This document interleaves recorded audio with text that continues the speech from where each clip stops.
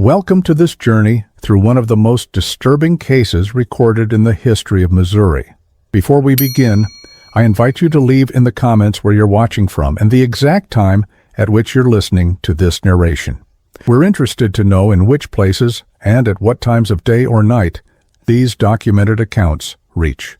The year was 1867. The American Civil War had ended just 2 years prior, leaving the nation wounded and struggling to heal. In the rugged, isolated hills of the Missouri Ozarks, most folks were simply trying to rebuild their lives. Roads were primitive then, little more than dirt paths carved into the wilderness, connecting scattered settlements. For travelers, the journey through these hills could take days, and safe shelter was a blessing sought after sunset. Along one such road, approximately 17 miles northeast of Springfield in Webster County, stood a modest cabin that many travelers remembered passing. It wasn't marked on any maps, but locals knew it as the Stillwell Place, named after the two brothers who had settled there sometime around 1863. The cabin sat back from the road about 50 yards, partially obscured by a stand of oak trees, with a small hand-painted sign that simply read, "Water and Rest for Weary Travelers." The Stillwell brothers, Elias, the elder at 37, and Jeremiah, 34, were known to offer water from their well and sometimes a meal or place to sleep for those passing through. They kept to themselves mostly, though they would occasionally venture into the nearby town of Marshfield for supplies. Neighbors described them as quiet men who didn't cause no trouble. The brothers had arrived during the turmoil of the war, and like many who appeared in those chaotic times, few questioned their origins or past. On December 12, 1867, a postal carrier named Thomas Weston was making his route through Webster County when a heavy snow began to fall. According to the statement he later provided to county officials, he sought shelter at the Stillwell cabin as he had done twice before. What he discovered there would lead to one of the most disturbing investigations in Ozark history, one that, despite initial scrutiny, would ultimately be classified as an unsolved cold case for nearly a century.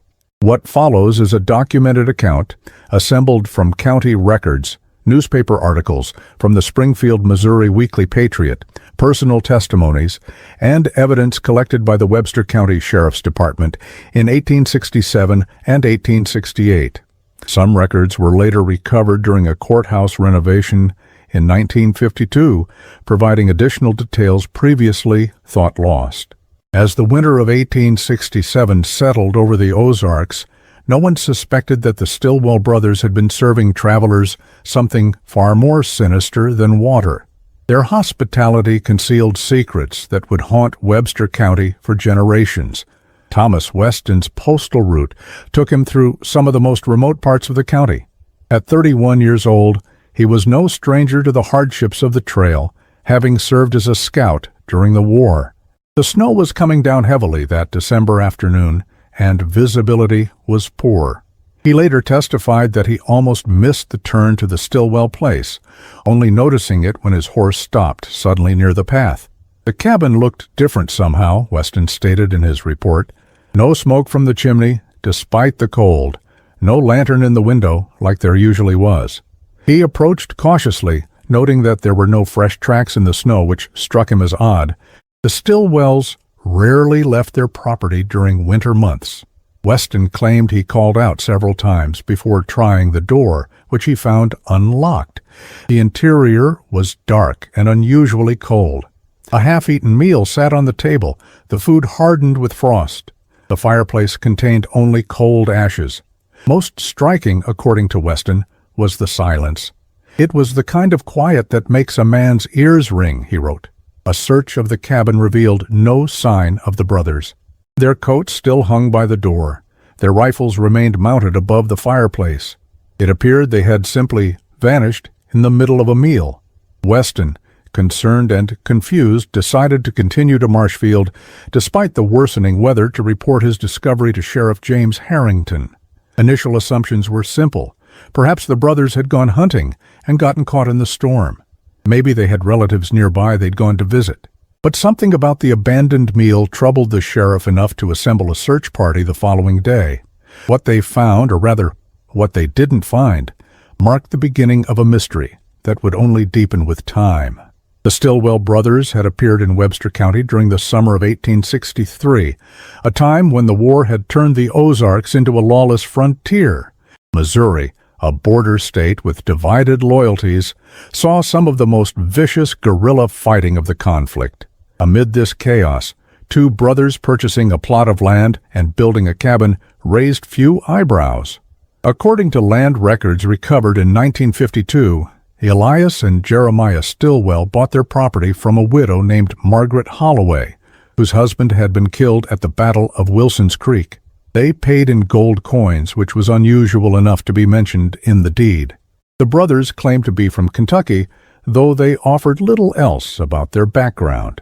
Martha Simmons, who ran the general store in Marshfield at the time, recalled the brothers in a journal found among her personal effects after her death in 1881. The Stillwell men keep to themselves, but are always proper in their dealings, she wrote. The younger one, Jeremiah, has a nervous manner about him, always watching the door. The elder speaks for them both most times. They purchase large quantities of coffee, salt, and other preserving agents. When asked, Elias said they smoke meat to last the winter, though I never seen them buy much in the way of livestock. The brothers quickly established a reputation for offering clean water to travelers. Their well, dug deeper than most in the area, provided cool, clear water even during dry spells. Within a year, they had added a small lean-to shelter where travelers could rest if needed. By 1865, they occasionally offered meals for a small fee or trade goods. Jacob Miller, a cattle driver who used the road frequently, gave a statement in January 1868 that sheds light on the brothers' operation. They'd have stew ready most days, good, hearty stuff. Said they hunted their own meat, never saw them do much farming, though they had a small garden patch. The older one, Elias, he'd make conversation while the younger one tended to the horses or fetched water. Looking back, I can't recall ever seeing any other travelers there when I stopped, though they spoke of having many visitors. The Stillwells seem to exemplify the frontier hospitality necessary for survival in such isolated regions. Their establishment was modest, but provided a welcome respite for those traveling the difficult road between Springfield and points northeast. Nothing in their observed behavior suggested anything amiss. Yet, after the brothers' disappearance, a thorough search of their property would reveal troubling inconsistencies in the peaceful image they had cultivated. Sheriff Harrington's search party arrived at the Stillwell property on December 13, 1867. The snowfall had stopped, leaving 8 inches of pristine white covering the landscape. 6 men, including the sheriff and Thomas Weston, carefully examined the cabin and surrounding area. The official report, filed with the county clerk and recovered during the 1952 renovation, detailed their findings. No signs of struggle within the dwelling. Brothers' personal effects appear undisturbed. Unusual discovery of ledger book beneath floorboard under Elias Stillwell's bed. Book contains names, dates, and notations of value received, though meaning unclear. Some pages appear to have been removed. This ledger would become a central piece of evidence, though its full significance wasn't immediately apparent. It contained 37 entries dating from October 1863 to November 1867, each with a name, date, and cryptic notations about items of value. Some entries were marked with a simple X. The search extended to the property's outbuildings. A small barn, a smokehouse, and a storage cellar dug into the hillside behind the cabin.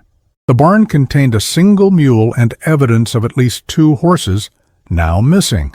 The smokehouse held several cuts of meat which the searchers initially assumed to be venison or pork. It was the cellar that yielded the first truly disturbing discovery. Sheriff Harrington's report describes it as follows. Root cellar extends approximately 15 feet into hillside. Wooden shelves contain preserved goods consistent with normal household stores. However, rear wall appears to have been recently excavated, revealing narrow tunnel. Tunnel extends additional 27 feet, terminating in chamber roughly 8 feet by 10 feet in dimension. chamber contains numerous personal effects, watches, rings, clothing items, papers. All appear to belong to different individuals. Most troubling discovery, 32 pairs of boots and shoes of varying sizes, some showing considerable wear, others appearing nearly new. The collection of personal items was extensive enough to suggest they had been gathered over several years. None of the items matched descriptions of the Stillwell brothers' known possessions. The implication was clear. These belongings had likely been taken from others, presumably travelers who had stopped at the cabin. Yet no bodies were found, no blood evidence, nothing to conclusively prove violence had occurred. The most incriminating evidence was circumstantial. Why would the brothers have a hidden chamber filled with strangers' belongings? The search party expanded their efforts, combing the surrounding woods and checking the well, but the heavy snow hampered their progress. Sheriff Harrington ordered the property sealed and posted guards to prevent tampering with potential evidence, while he returned to Marshfield to organize a more thorough investigation. Word spread quickly through the county. The mysterious disappearance of the Stillwell brothers, combined with the discovery of the hidden chamber, created a sensation. The Springfield, Missouri Weekly Patriot ran a front-page story on December 17, 1867, with the headline, "Strange Disappearance in Webster County, Foul Play Suspected." As winter's grip tightened on the Ozarks, residents began to recall details about the Stillwell brothers that had seemed insignificant before, but now took on sinister overtones. The Stillwell cabin stood empty and silent through the winter of 1867 to 68. Sheriff Harrington had it locked and regularly patrolled, though few locals ventured near the property after rumors began to spread. The investigation continued despite the challenges of the season, with Harrington interviewing anyone who had dealings with the brothers. A more detailed examination of the ledger book found under the floorboards provided the first substantial clues.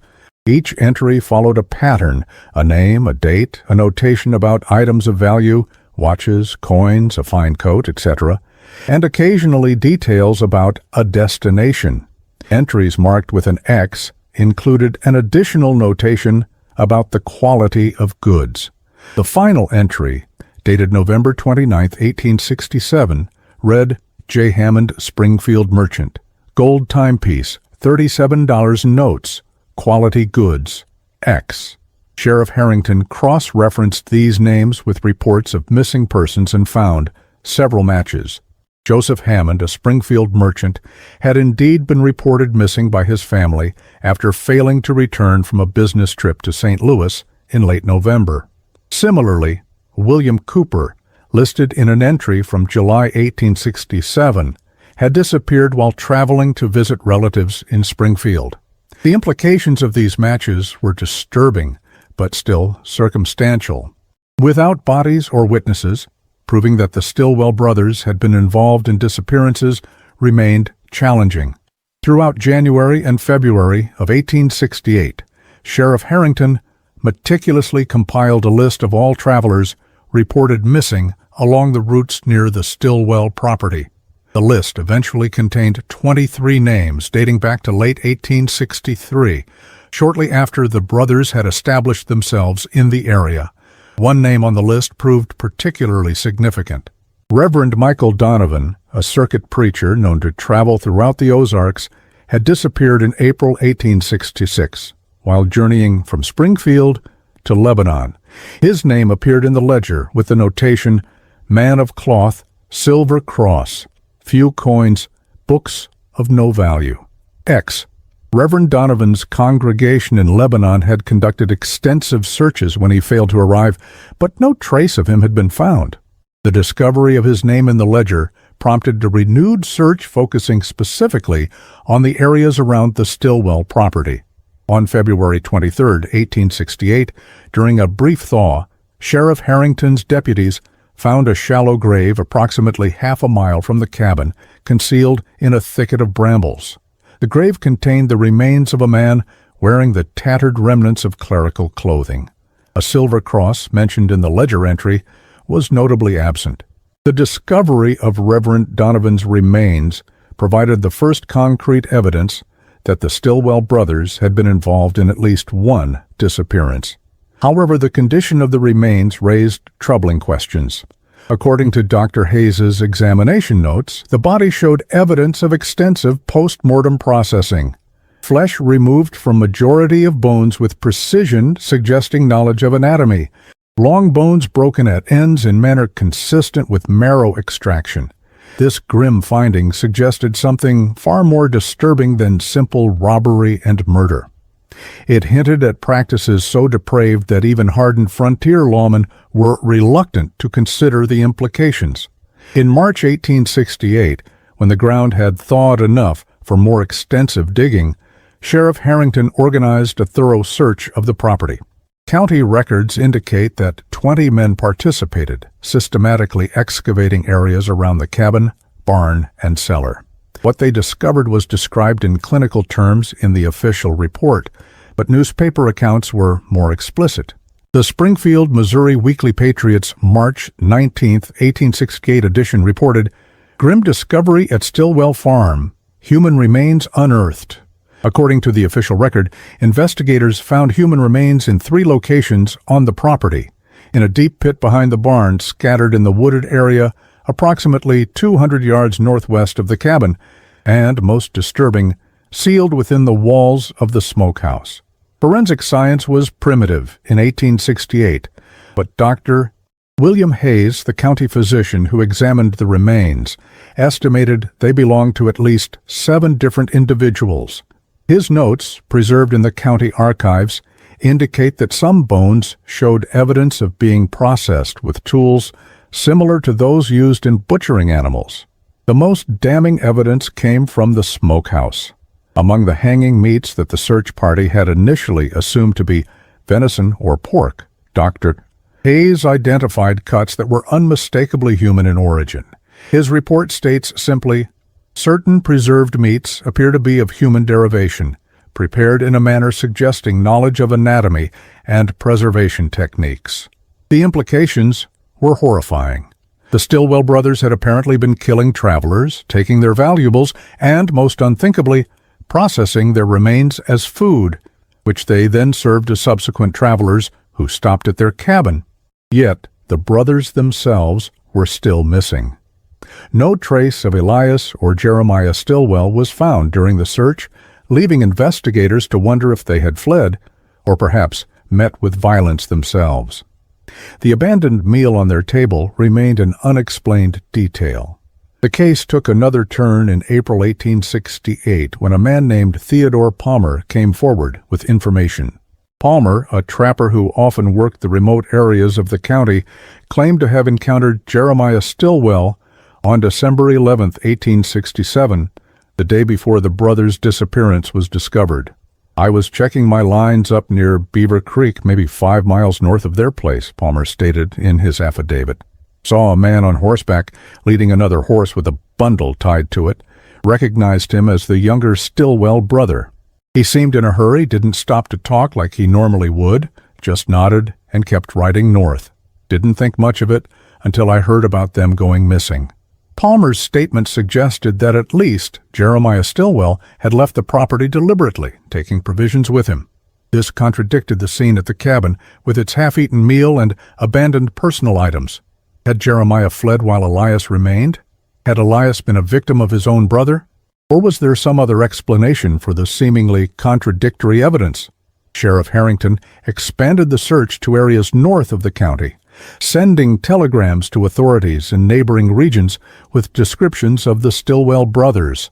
No confirmed sightings were reported. As the investigation proceeded through the spring and summer of 1868, more details emerged about the brothers' background, or lack thereof. Attempts to trace their claimed Kentucky origins proved fruitless. No records of Elias or Jeremiah Stillwell could be found in Kentucky or surrounding states. Their past before arriving in Webster County remained a blank slate. This lack of verifiable history raised the possibility that Stillwell was an assumed name, perhaps adopted to obscure a criminal past elsewhere. Sheriff Harrington sent inquiries to law enforcement, in multiple states, seeking information about similar crimes or suspects matching the brothers' descriptions. Another discovery added to the growing body of evidence against the brothers. In the hidden chamber where personal belongings had been found, investigators located a small journal wedged behind a loose stone in the wall. The journal, apparently belonging to Jeremiah Stilwell, contained entries dating from 1864 to 1866. Most entries were mundane notes about weather or chores, but several contained disturbing references. One entry from August 1864 read, "E says the stew needs more salt. Travelers don't notice any difference. Sometimes I wonder if they suspect. The well keeps our secret." Another, dated April 1865, stated, "3 men today. Army deserters. E said too risky, but they had good boots and a fine rifle. No one will look for them. Used the special herbs in their coffee." These cryptic entries suggested not only that the brothers had been killing travelers for years, but that they had developed methods to incapacitate their victims, possibly using poison. The reference to the well was particularly disturbing, as it hinted that evidence might be hidden there. Sheriff Harrington ordered the well to be drained and examined. The task proved difficult and dangerous, with the well extending over 60 feet into the limestone beneath the property. When workers finally reached the bottom, they found a layer of silt and debris approximately 3 feet deep. Among the items recovered from the well were numerous small bones, later identified as finger and toe bones, several teeth, buttons, a gold wedding band inscribed with the initials MH to JH, 1858, and a small leather pouch containing what appeared to be human hair of various colors tied with thread into neat bundles. Dr. Hayes examined these findings and concluded that the well had likely been used to dispose of certain remains that were not processed for other purposes. His report noted that the preservation of these items suggested they had been in the well for varying lengths of time, some possibly as long as 3 years. The discovery in the well provided further evidence of the brothers' crimes, but still left many questions unanswered. The most pressing remained.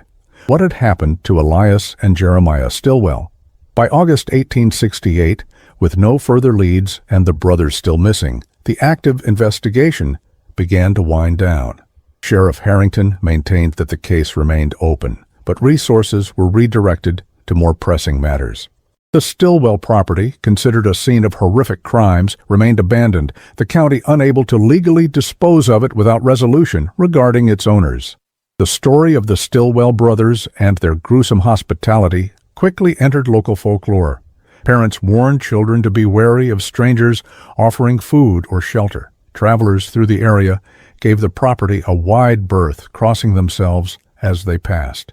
The cabin itself began to deteriorate, vegetation gradually reclaiming the cleared land around it. For almost a century, the case would remain officially unsolved, though locals had little doubt about the brothers' guilt. The question of their fate, however, continued to provoke speculation and debate. Some believed they had escaped justice, fleeing to the Western Territories or perhaps even overseas. Others theorized that they had fallen victim to one of their intended targets, a traveler who had discovered their true nature and turned the tables on his would-be killers. A third theory, whispered rather than spoken aloud, suggested that the brothers had ultimately turned on each other, their partnership dissolving into murderous conflict. This theory gained some support from the scene at the cabin, the half-eaten meal, the abandoned belongings, which hinted at a sudden and unexpected end to their operation. Whatever the truth, the Stilwell brothers and their terrible crimes faded into history, becoming just another dark legend of the Ozark Hills. For decades, the case remained closed but unsolved, the brothers' fate unknown, and their victims largely forgotten. The Stilwell case might have remained merely a dark footnote in Ozark history if not for Clarence Thornton, a history professor at Missouri State University, then Southwest Missouri State College, who developed an interest in unsolved crimes of the region. In 1952, while researching for a book on frontier justice, Thornton requested access to Webster County's archived records. During a renovation of the Webster County Courthouse that same year, workers discovered a sealed compartment in the basement containing documents thought lost in a fire in 1892. Among these were additional records relating to the Stillwell case, including detailed inventories of items found in the hidden chamber and several photographs taken at the scene, some of the earliest crime scene photography in Missouri history. The photographs, though deteriorated, showed the cabin interior, the excavated tunnel, and the collection of personal items. One particularly unsettling image captured the smokehouse interior with its hanging meats, taken before their true nature was discovered. The clinical detachment of the black and white image somehow made it more disturbing when viewed with the knowledge of what it actually depicted. Thornton also uncovered correspondence between Sheriff Harrington and authorities in other states that hadn't been included in the official case file. Most significantly, he found a letter from the sheriff of Daviess County, Kentucky, responding to Harrington's inquiries about the Stillwell brothers. The letter, dated June 3, 1868, stated, "No record of Stillwell brothers as described." However, case from 1861 bears similar patterns.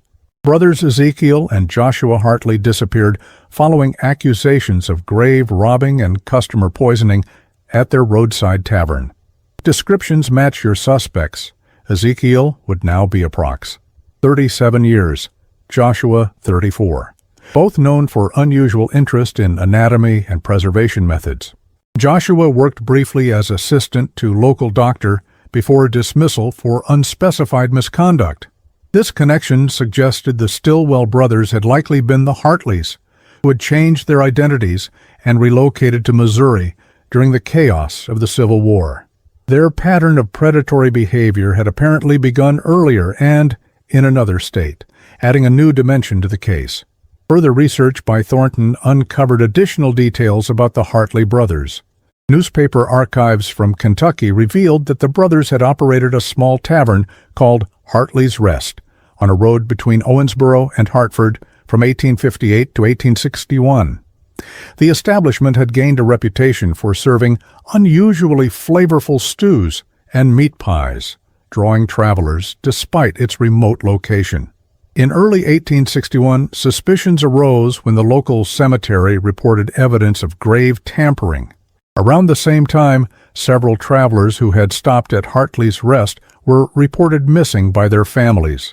Local authorities began an investigation, but before they could question the brothers thoroughly, Ezekiel and Joshua Hartley disappeared, abandoning their tavern overnight.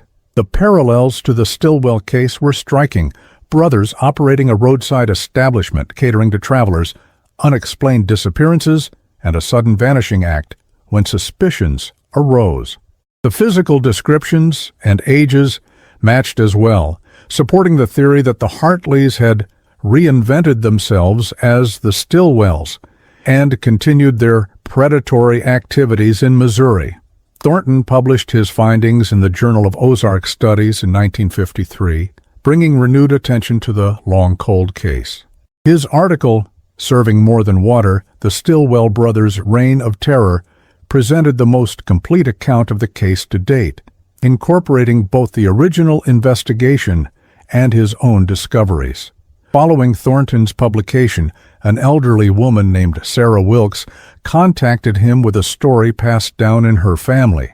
Her grandfather, James Wilkes, had been a member of Sheriff Harrington's search party in 1868. According to family lore, the search had uncovered more than was officially reported. Grandfather wouldn't speak of it much, her letter to Thornton stated, but on his deathbed in 1911, he told my father about a hidden room they found beneath the cabin floor. Said it contained what he called instruments of torture and a chair with restraints. Sheriff Harrington ordered them not to include it in reports to spare the families of the missing. Grandfather said he never slept right after what he saw there. This account, while impossible to verify independently, aligned with certain inconsistencies in the official records. Several pages appeared to be missing from the inventory of items found on the property, with numbering that jumped from page 7 to page 11, Whether these pages were intentionally removed or lost to time remains unknown. Thornton's research also uncovered a curious detail about the brothers' disappearance. The abandoned meal on their table had included 2 plates, yet evidence suggested a third person had been present. A third chair at the table was pulled out, and a partial footprint in spilled stew was of a different size than either brother's known footwear. This led to speculation that the brothers might have been interrupted during a meal by someone who then either killed them or forced them to flee. But who this third person might have been, and what their connection to the brothers was, remained a mystery. Thornton's work inspired others to investigate the case. Amateur historians and true crime enthusiasts began combing through newspaper archives and county records across the Midwest, looking for any trace of the Stillwell-Hartley brothers or similar crimes that might be connected to them.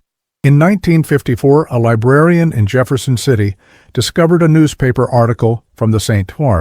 Louis, Missouri Republican, dated January 18, 1862, describing the arrest of 2 brothers named Harlow for suspicious behavior and possession of personal effects not their own.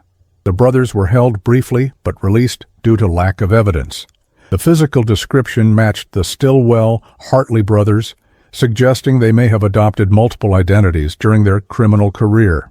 Another researcher found records from a small town in southern Illinois, indicating that 2 brothers named Stillman had operated a boarding house there for approximately 6 months in early 1863 before abruptly departing following the disappearance of a guest. Again, the descriptions matched, hinting at a pattern of movement and identity changes as the brothers stayed one step ahead of suspicion. These discoveries painted a picture of the brothers as calculating predators who had refined their methods over time, learning from each close call and becoming more careful with each new identity. By the time they established themselves in Webster County as the Stillwells, they had apparently developed a system that allowed them to prey on travelers for years without detection. In 1955, construction workers clearing land for a new highway approximately 12 miles north of the former Stillwell property made a grim discovery. While excavating a hillside, they unearthed human remains buried in a shallow grave. The remains, examined by the medical examiner, were determined to be those of a male in his 30s who had died approximately 80-90 years earlier. The cause of death was clear: a single gunshot wound to the back of the skull.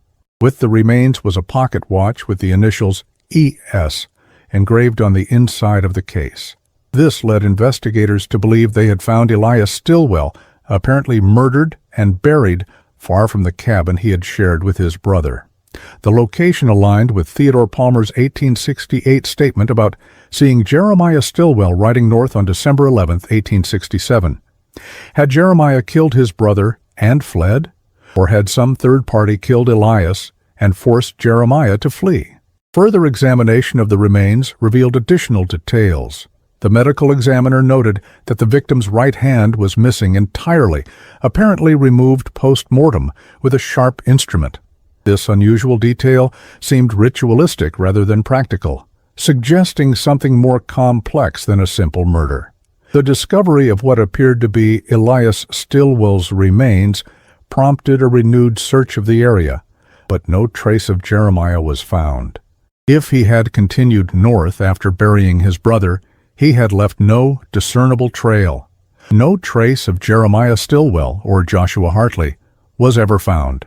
Records from port cities were checked for any sign of him leaving the country, but if he had done so, he had used yet another assumed name. In 1958, a retired sheriff from Pike County, Illinois, contacted Thornton with an intriguing lead. In 1869, approximately a year after the Stillwell brothers' disappearance, a man matching Jeremiah's description had been briefly detained in Pittsfield, Illinois, for questioning regarding a suspicious death at a boarding house where he had been staying. The man, who called himself Jeremy Stilson, was released when witnesses provided him with an alibi. He left town immediately after and was never seen again. This tantalizing clue suggested that Jeremiah might have continued his predatory behavior after leaving Missouri, though perhaps with greater caution and without a partner. However, the trail went cold after Pittsfield with no further sightings or records that could be definitively linked to the missing brother. In 1967, exactly 100 years after the brother's disappearance, the Webster County Historical Society erected a small marker near where the cabin had once stood. The plaque makes no mention of the brother's crimes, stating only, "Site of the Stillwell Cabin, 1863-1868. Scene of unsolved disappearances that haunted the Ozarks frontier." The site itself has long since returned to wilderness, the cabin having collapsed sometime in the early 1900s. Local residents still avoid the area after dark, claiming that sounds of digging can sometimes be heard on still nights, and that the well occasionally produces echoes when nothing has been dropped into it. The centennial of the case brought renewed media attention. The Springfield News Leader ran a week-long series on the Stillwell brothers, incorporating all the research and discoveries made since the original investigation. The articles sparked public interest in the case, leading to several people coming forward with family stories or documents that added minor details to the historical record. One particularly valuable contribution came from the descendants of Dr. William Hayes, the county physician who had examined the remains found on the Stillwell property. His granddaughter provided Thornton with a journal Hayes had kept, which included more detailed notes about his findings than had been included in the official reports. Hayes had written, "I am recording these observations separately from my official report as their nature is too disturbing for public consumption. The preparation of human remains found in the smokehouse shows evidence of specialized knowledge. Most disturbingly, there's evidence that selection was not random. Certain parts were clearly preferred over others, suggesting a ritualistic or preferential aspect to the brothers' consumption patterns. These private notes confirmed what many had suspected, but few had been willing to state explicitly. The Stillwell brothers had not merely killed and robbed their victims, but had processed and consumed their remains with deliberate methodology, suggesting a level of depravity beyond simple murder for profit. The meat was not merely cut from bone, but processed with techniques one might expect from a trained butcher or medical professional. Certain organs appear to have been carefully removed and preserved separately. In 1968, a retired postal worker named Harold Weston, great-grandson of Thomas Weston, who had discovered the abandoned cabin, donated a box of his ancestors' personal papers to the Webster County Historical Society. Among these was a journal Thomas Weston had kept during his later years. An entry dated April 17, 1882, contained a startling confession. "I have carried this secret for 15 years, but find I cannot take it to my grave. What I told the sheriff about discovering the Stillwell place abandoned was not the whole truth. I had stopped there many times before, always alone, always careful. That final day, I arrived to find Elias dead at the table, his face in his stew. Jeremiah held a gun, shaking like a leaf. He said he was going to tell, said he couldn't live with it anymore. He made me help him load Elias onto a horse. We rode north together until we found a suitable place to bury him. Jeremiah gave me a gold watch and $50 to keep quiet, then said he was heading for Oregon Territory. I have not seen him since. May God forgive me for my silence and complicity." This confession, if accurate, answered some questions while raising others. It explained the abandoned meal and Elias's disappearance, but not why Jeremiah had left all his belongings behind. It also implicated Thomas Weston in a cover-up, casting doubt on other aspects of his testimony. Most significantly, it suggested a rift between the brothers that had led to violence, Elias apparently wanting to confess their crimes, with Jeremiah choosing to silence him rather than face justice. This human element added a new layer to the case, suggesting that even among such depraved individuals, conscience could occasionally surface, with deadly consequences. Further entries in Weston's journal provided additional context. He wrote of having stopped at the Stillwell cabin numerous times during his postal route, often accepting meals from the brothers. "I never suspected the true nature of their stew," he wrote. "God help me, I consumed it with relish, complimenting them on its rich flavor. How many poor souls passed my lips in those meals? The thought torments me nightly." Weston also described conversations with Jeremiah after Elias's death, as they rode north with the body. According to his account, Jeremiah spoke of their history, revealing that they had begun their crimes in Kentucky after their parents died, leaving them destitute. What had started as grave robbing for valuables had evolved into something far more sinister when they discovered they could profit from both the possessions and remains of their victims. He spoke of it so matter-of-factly, Weston wrote, as if discussing the weather or crop prices. Said they'd perfected their methods over the years, learning which herbs would make travelers sleepy without affecting the taste of the food. He seemed proud of their efficiency, how they'd left no witnesses, until Elias's conscience began to trouble him. Weston's journal ended abruptly in 1883, suggesting he may have died soon after recording these confessions. His account provided the most direct evidence yet of what had happened to the Stillwell brothers, though it could not be independently verified a century later. Historians and crime researchers continued to debate the full truth of the Stillwell case. Some suggest that Jeremiah killed his brother to end their killing spree, perhaps developing a conscience that Elias lacked. Others propose that the brothers had an accomplice who turned on them, possibly another traveler who discovered their true nature. The most disturbing theory, supported by some evidence from the recovered papers, is that the brothers were not only killing and robbing travelers, but had developed a ritual around consuming their victims, a practice they extended to their unwitting guests by serving human flesh in their stews. Dr. Hayes's original notes included observations about certain bones showing evidence of having been broken open to extract marrow, a practice not typically used in conventional meat processing. The brothers' purchase of unusual amounts of preserving agents and spices, noted by Martha Simmons, suggests they may have been masking the true nature of the meat they served. In 1969, a team from the anthropology department at the University of Missouri examined the photographs and description of the remains found on the Stillwell property. Their analysis concluded that the processing methods used showed remarkable consistency and anatomical knowledge, supporting the theory that the brothers had developed specific techniques over time, possibly refining them through multiple iterations.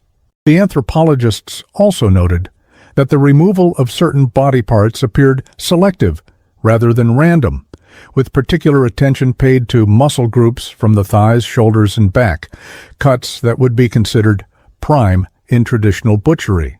This selective approach suggested not only practical knowledge, but a ritualized or preferential aspect to their consumption of human flesh.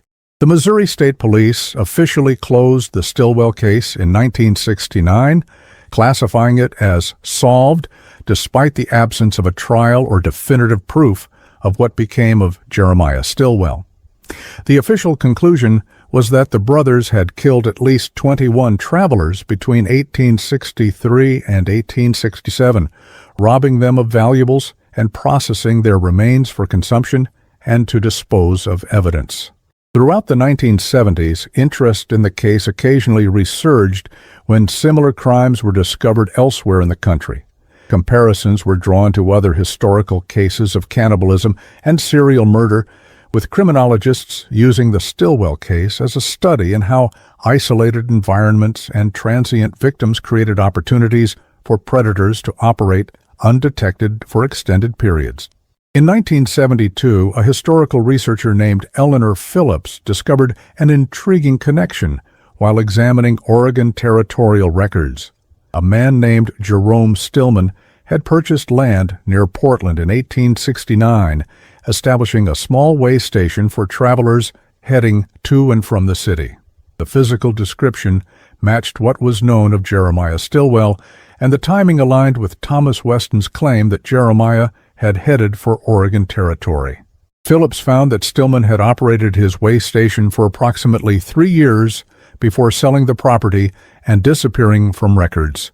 During that time, at least 2 travelers had been reported missing after being seen heading toward his property, though no investigation appeared to have connected these disappearances to Stillman.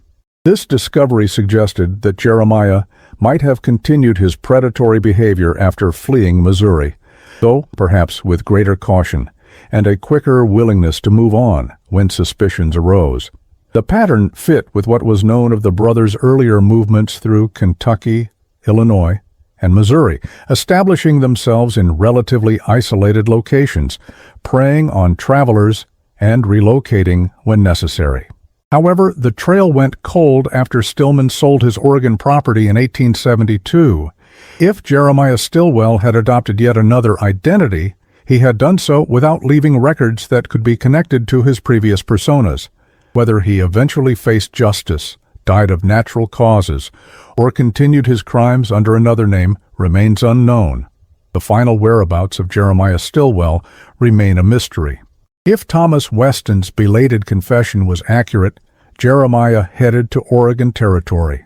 Records from that region show several men of similar description arriving between 1868 and 1870, but none who can be conclusively identified as the missing brother. In 1975, during renovations to a historical building in Sacramento, California, workers discovered a cache of documents hidden in a wall cavity. Among these was a journal belonging to a man who identified himself only as J.S. Dating from 1873 to 1878, the journal described its author's life as a cook in a mining camp in the Sierra Nevada foothills. Certain passages in the journal raised disturbing parallels to the Stilwell case. The author wrote of special techniques for preparing meat and secret ingredients that made his stews particularly flavorful. He mentioned that miners occasionally disappeared from the camp, but such occurrences were common and rarely investigated thoroughly. Most tellingly, an entry from 1877 stated, "Sometimes I miss E in our cabin in the hills. He was weak at the end, but for years we perfected our craft together. The guests never suspected what nourishment they received at our table. Here I must be more cautious, but the opportunities remain plentiful." While this journal could not be definitively linked to Jeremiah Stilwell, the similarities were striking enough that some researchers believe it provides evidence that he continued his murderous activities in California after leaving Oregon. The journal ended abruptly in October 1878, with no indication of what became of its author. The Stilwell case stands as one of the darkest chapters in Ozark history, a tale of frontier isolation, opportunistic predation, and unthinkable horror, masked by simple hospitality. It reminds us that in the vast wilderness of post-Civil War America, travelers put their lives in the hands of strangers with every stop they made. Today, the land where the Stilwell cabin once stood is private property, unmarked and unvisited. The well, according to local sources, was filled in during the 1970s. After several animals were found dead nearby, the water apparently contaminated by something seeping from the surrounding soil. The stretch of road that once brought travelers to the brothers' door has long since been rerouted, the old path barely visible now as a depression in the forest floor. Nature has reclaimed the scene of these historic horrors, covering them with new growth, but the earth remembers what happened there, even if human memory fades. In 1980, the Webster County Historical Society conducted an archaeological survey of the Stilwell property, hoping to find additional evidence that might shed light on unanswered questions. The foundation of the cabin was still visible, as were the collapsed remains of the root cellar and smokehouse. Excavation revealed few new insights, but soil samples taken from around the well showed unusually high concentrations of human bone fragments, suggesting that the brothers had disposed of remains there over an extended period. The archaeologists also found evidence of a previously undiscovered pit, approximately 50 yards behind the smokehouse, which contained a layer of ash and charred bone fragments, indicating that some remains had been burned rather than processed or buried. These findings confirmed the brothers' methodical approach to disposing of evidence. They appeared to have used multiple methods, processing some remains for consumption, burying others, burning some, and disposing of yet others in the well, making it unlikely that all their victims would ever be identified or accounted for. The archaeological team also discovered a small tin box buried beneath what had been the cabin's hearth. Inside was a daguerreotype photograph of two young men standing beside an older couple, presumably their parents. On the back was written, Ezekiel and Joshua Hartley, with mother and father, 1848. This confirmed the brothers' original identities and provided the only known image of them. The photograph showed two ordinary-looking young men, Ezekiel, later Elias, with a serious expression, and Joshua, later Jeremiah, with what appeared to be a slight smile. Nothing in their appearance hinted at the depravity they would later exhibit, a reminder that monsters often wear unremarkable faces.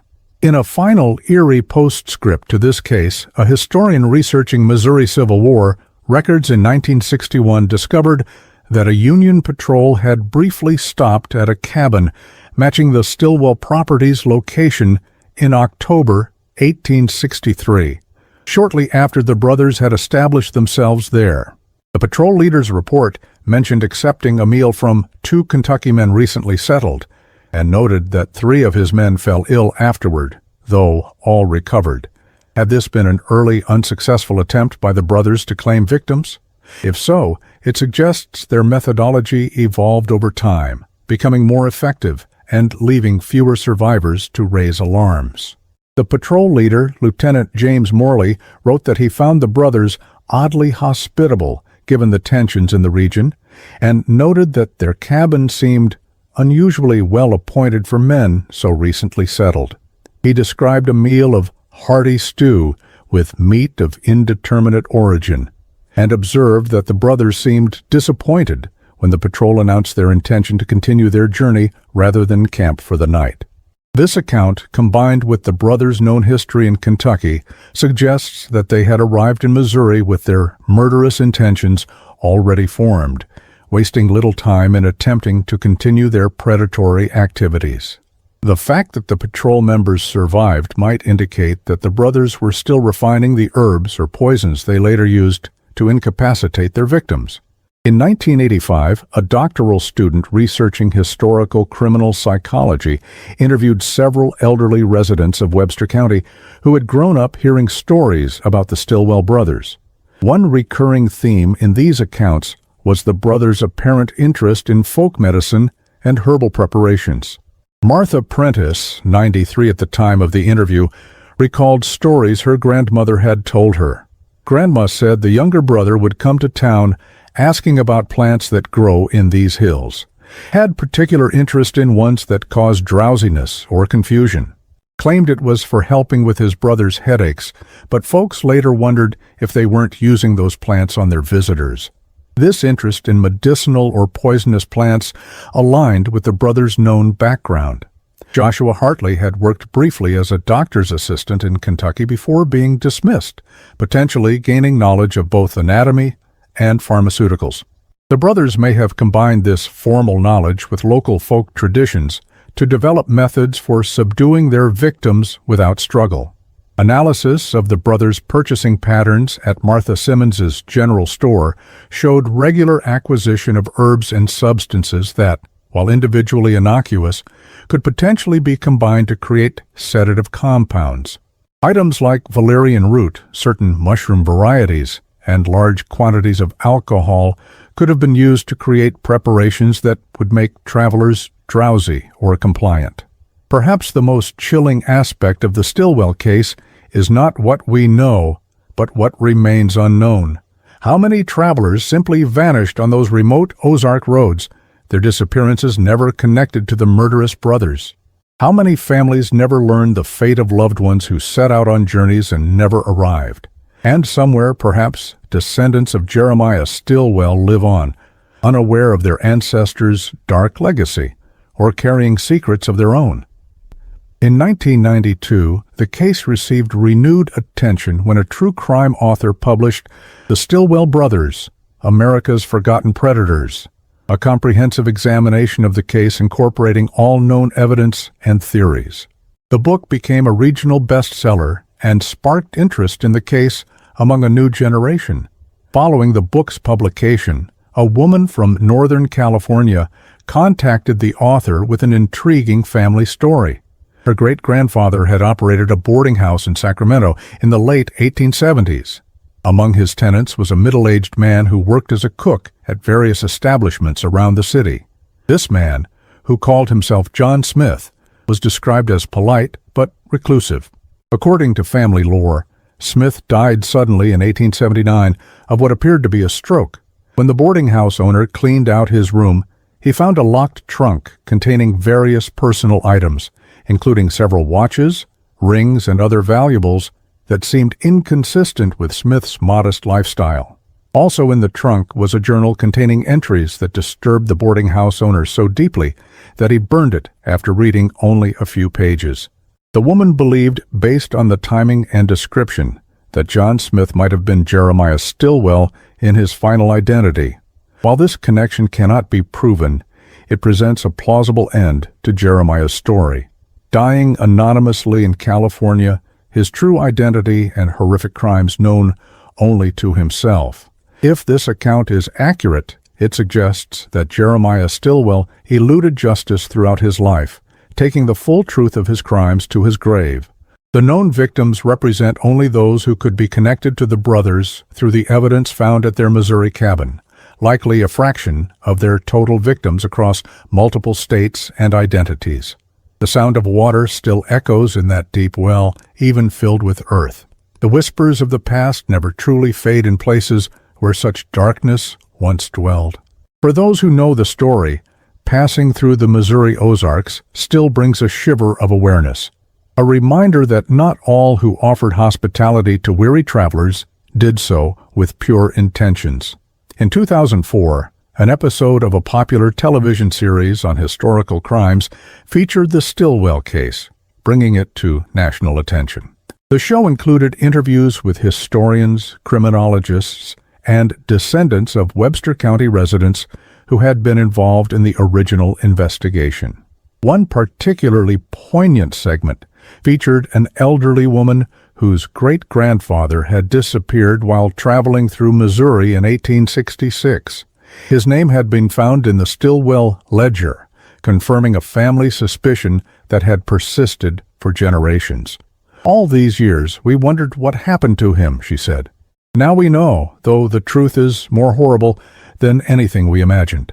The Stilwell brothers' crimes, while shocking, were made possible by the unique conditions of their time and place. The post-Civil War frontier offered perfect conditions for predators. Isolated locations, transient populations, limited law enforcement, and the chaos of a society rebuilding after conflict. Travelers often had no choice but to rely on the hospitality of strangers, creating vulnerability that the brothers exploited mercilessly. Their methodology, offering food and shelter to weary travelers, using their victims' remains as food for subsequent victims, collecting trophies in their hidden chamber, suggests a level of depravity that transcends simple financial motivation. While they certainly profited from their crimes, taking valuables from their victims, the brothers seem to have derived a more profound satisfaction from their power over life and death, and from their secret knowledge of what they were serving their guests. Criminologists who have studied the case note that the brothers' behavior shows elements of what would now be classified as serial killing, though with pragmatic components unusual in modern cases. Their preference for travelers as victims shows an understanding of opportunity and risk management that allowed them to operate undetected for years. The fact that they served their victims' remains to subsequent travelers adds a layer of psychological complexity that continues to disturb those who study the case. Was this practical disposal of evidence a perverse form of humor, or something more ritualistic? The brothers left no explicit explanation of their motivations, leaving researchers to speculate based on their actions and the few writings that survived. Today, the Stilwell case is taught in criminology classes as an example of historical serial murder and as a demonstration of how different environmental factors can shape criminal behavior. The isolated setting, the transient nature of the victims, and the limited forensic capabilities of the era created conditions that would be difficult to replicate in modern times.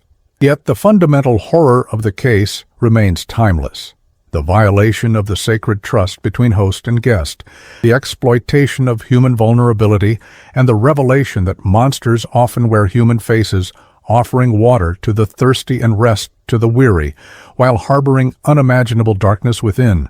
The land where the Stillwell cabin once stood has been reclaimed by nature, the physical evidence of their crimes long since decayed or removed.